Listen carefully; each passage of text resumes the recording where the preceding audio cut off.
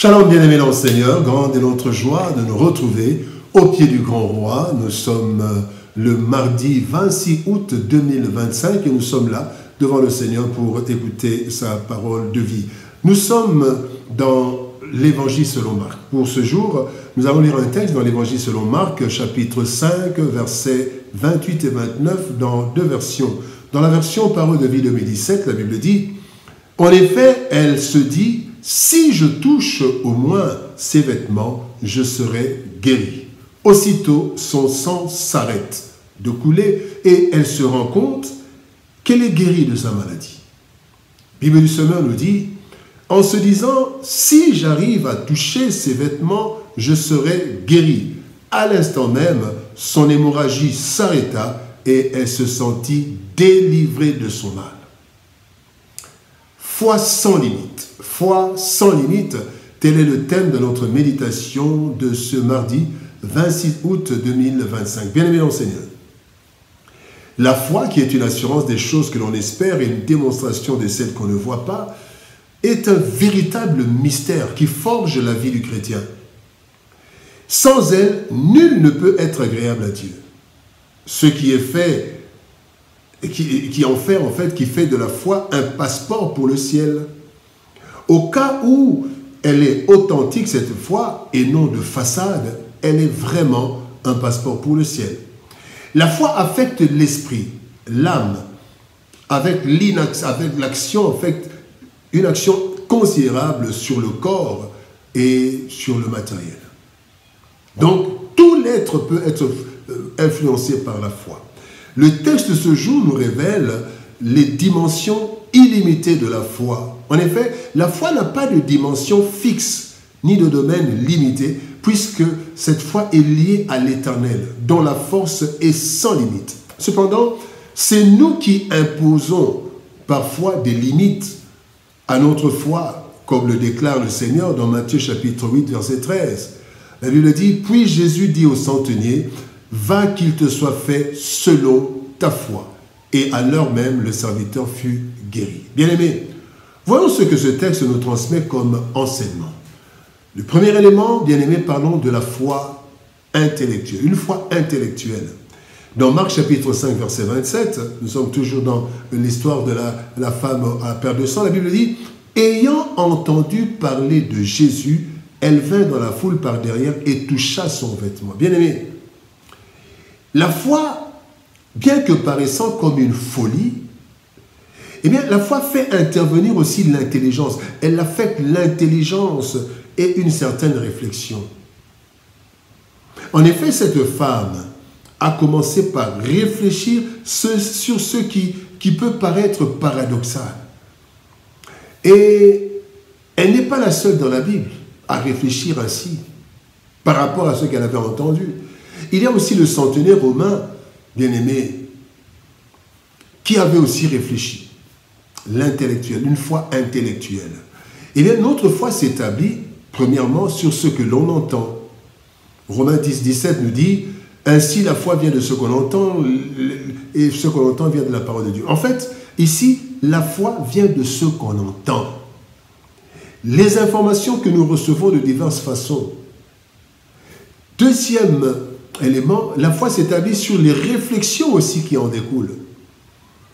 Matthieu 8, 8 à 9, la Bible dit, « Dis seulement un mot », c'est le centenier qui dit à Jésus, « Dis seulement un mot et mon serviteur sera guéri. Moi, j'obéis à un chef et je commande à des soldats. » La foi s'établit sur une résolution conséquente.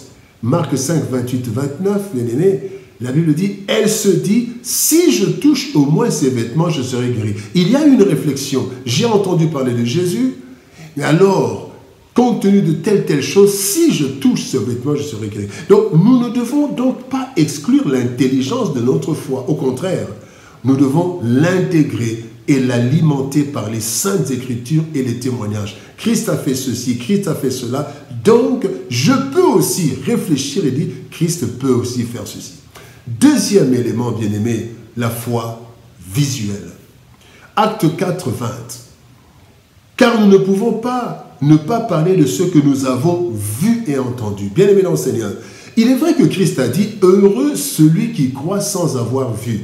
Jean chapitre 20, verset 29. Cependant, la vue est une composante considérable de la foi.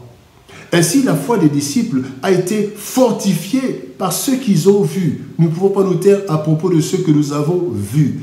C'est l'une des raisons fondamentales des miracles. Quand on voit, la foi s'intensifie. Voici, bien-aimés, comment la vie a boosté la foi, comme nous pouvons le voir. Dans 2 Rois chapitre 6, verset 17. La Bible dit, l'Éternel ouvrit les yeux du serviteur qui vit la montagne pleine de chevaux et de chars de feu autour d'Élysée. Il avait peur, mais quand il a vu la foi visuelle, on voit et ça fortifie notre foi. Deuxième exemple, Marc chapitre 4, verset 41. La Bible dit, ils furent tous saisis d'une grande frayeur et ils se dirent les uns aux autres, quel est donc celui-ci à qui obéissent même le vent et la mer? Et ils ont vu. Si on leur avait dit, ils auraient peut-être douté, mais ils ont vu. Et Christ invite ceux qui ne croient pas aux Écritures, il les invite à croire aux œuvres. Il dit ceci. Dans Jean chapitre 10, verset 25, Jésus leur répondit, « Je vous l'ai dit et vous ne croyez pas. Les œuvres que je fais au nom de mon Père rendent témoignage de moi, parce que les œuvres sont visibles. » Bien-aimés, nous devons croire sans voir, mais lorsque nous voyons, notre foi s'accroît. Troisième leçon, bien-aimés, troisième point, une foi illimitée.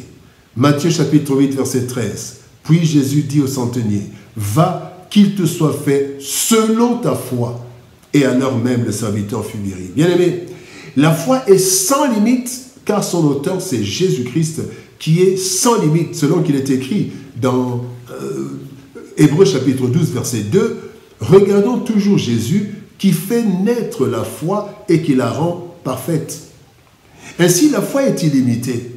Mais c'est nous qui la limitons à cause principalement de l'ignorance. Marc chapitre 9, verset 23, Jésus lui dit, « Si tu peux, tout est possible à celui qui croit. » Ce Père ignorait que tout était possible à celui qui croyait. Et nous limitons notre foi à cause des réalités de ce monde. Jean chapitre 11, verset 40, Jésus lui dit, « Ne t'ai-je pas dit, Marie, Marthe, si tu crois, tu verras la gloire de Dieu. Je t'ai dit ça. » Et bien aimé, les réalités de ce monde ont ralenti la foi de Marthe et de Marie. Et le ralentissement de notre foi vient aussi du découragement de l'ennemi. Néhémie chapitre 4, verset 3, Tobija l'ammonite était à côté de lui et lui dit, « Qu'il bâtisse seulement. Si un renard s'élance, il renversera leur mur de pierre. » Donc là, bien-aimés, le diable cherche à nous décourager et c'est comme ça que nous sommes découragés dans notre foi. Ainsi, la foi est illimitée, mais bien-aimés, le problème se trouve de notre côté, au point où Christ s'est posé la question dans Luc chapitre 18, verset 8. « Quand le Fils de l'homme viendra, trouvera-t-il la foi sur la terre ?» Ne limitons pas notre foi, bien-aimés, car il nous sera fait selon notre foi. Matthieu chapitre 8, verset 13. Bien-aimés, la foi est le cœur de la vie chrétienne. Nous naissons de nouveau au moyen de la foi. Nous vivons par la foi. Et c'est de cette foi que dépendra le niveau et la qualité de notre vie. Cette foi est illimitée, car Christ, qui est l'auteur de la foi, est sans limite. C'est ainsi que, sur base de ce que nous entendons et nous voyons, nous devons croire et même aller au-delà de ce que nous avons vu et entendu, comme la femme à la perte de sang. Elle a entendu, mais elle n'a pas entendu que quelqu'un avait touché le pan de Jésus, de la robe de Jésus, et était guéri. Puisque la foi est sans limite, bien-aimé, ne limite pas ta foi. La réponse dépend de Dieu, mais quant à nous, ne limitons pas notre foi, bien-aimés dans le Seigneur, parce que notre foi doit être sans limite. Prions. Père de gloire, nous te bénissons et te rendons grâce pour ton amour et ta bonté. Merci pour ce temps que tu nous as accordé. Merci pour ta parole. Merci Seigneur parce que tu nous montres que la foi n'a de limite que ce que nous lui donnons comme limite. Mais la foi en elle-même est illimitée. Aide-nous Seigneur à ne pas limiter notre foi à cause de l'ignorance, à cause de l'ennemi, à cause des réalités de ce monde. Mais nous puissions croire que tout est possible à celui qui croit. Ainsi notre foi ne sera pas limité. Bénis ta parole et bénis ton peuple. Au nom de Jésus-Christ, nous avons ainsi prié, Père. Amen. Bien-aimés dans le Seigneur, que Dieu nous bénisse. Shalom, au revoir, et par la grâce de Dieu, nous nous retrouvons demain pour une autre méditation au pied du grand roi. Shalom, au revoir, et par la grâce de Dieu, à demain.